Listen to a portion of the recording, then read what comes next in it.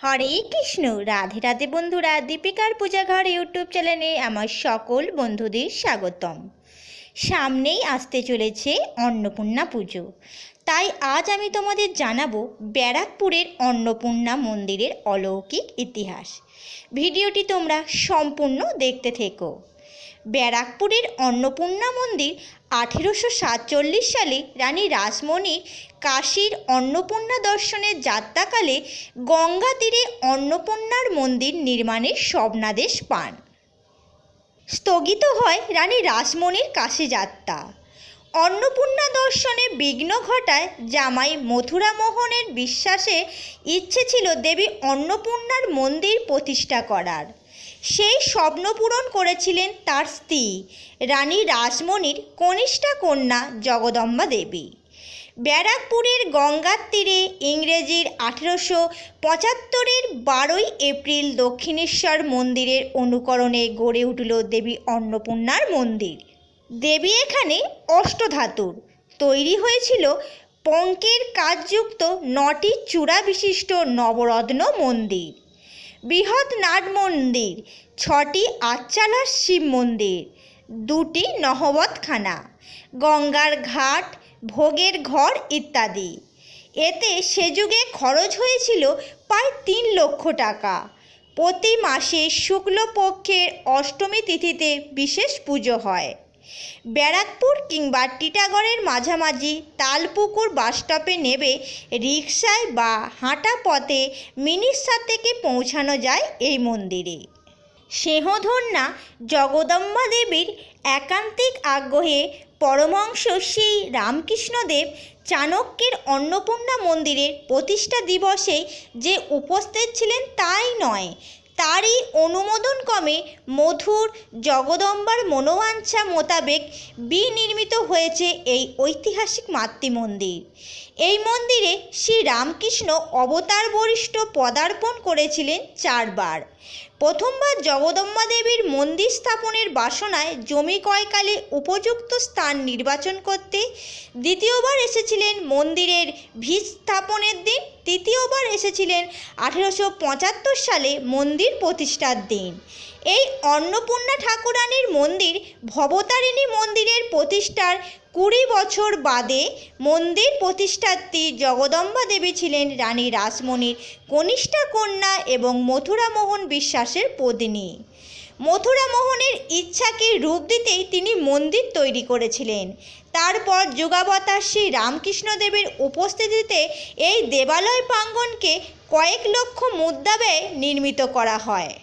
ঠাকুর মন্দির প্রতিষ্ঠার দিন বেলতলায় আসন গ্রহণ করেছিলেন। সেই বিল্ববৃক্ষ আজও বর্তমান।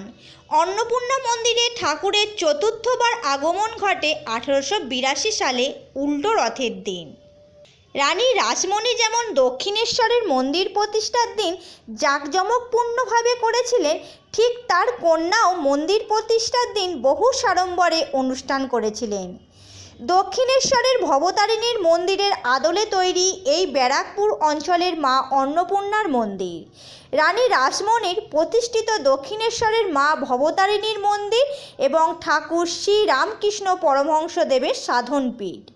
এই ভবতারিণীর মন্দির থেকে প্রায় 30 কিলোমিটার দূরে অবস্থিত ব্যারাকপুর শহর। অনেকেই এই বিষয়ে অজানা যে এই ব্যারাকপুরেই রয়েছে এক নবরত্ন মন্দির।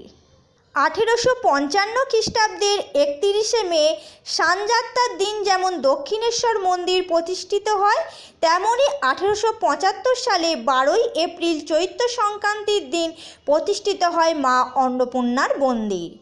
ব্যারাকপুরের আগে নাম ছিল চাণক।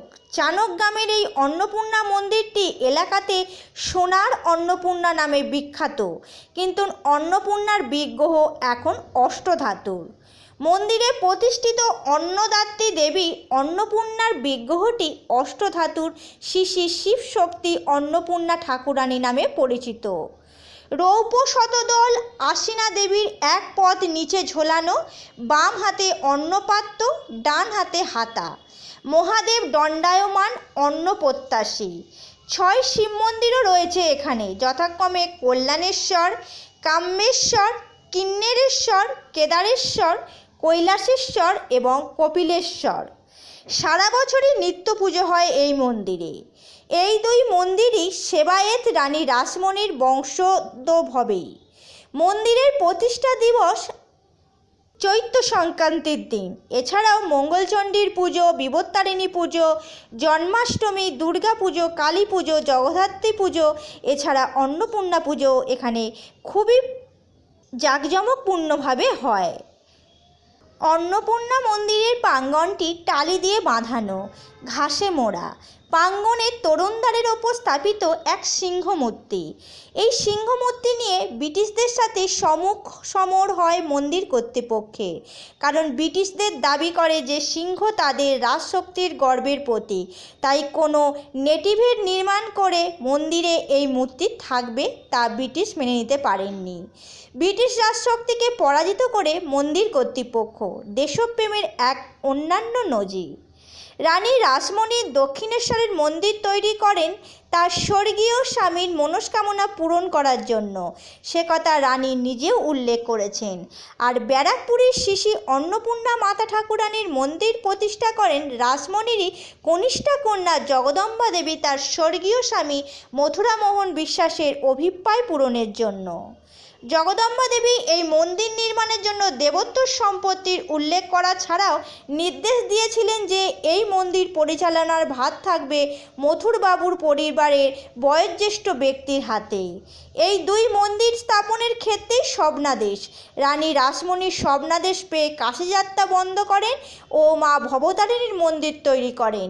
অনুরূপভাবে জগদম্বা দেবীও নাকি নৌকায় করে গঙ্গার ওপর দিয়ে কাশীযাত্রার সময় চানক গ্রামের কাছে মা অন্নপূর্ণার স্বপ্নাদেশ পান যে আর কাশী যাওয়ার দরকার নেই, এখানেই আমার প্রতিষ্ঠা কর।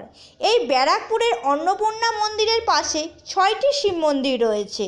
শোনা যায় জগদম্বা দেবীও মন্দির প্রাঙ্গণটিতে 12টি শিব মন্দিরই নির্মাণ করতে চেয়েছিলেন, কিন্তু তিনি স্বপ্নাদেশ পান যে তিনি যেন তার মায়ের অতুলনীয় কীর্তির সাথে পাল্লা দিতে মন্দির নির্মাণ না করেন। তারপরে তিনি 6টি মন্দির নির্মাণ করেন।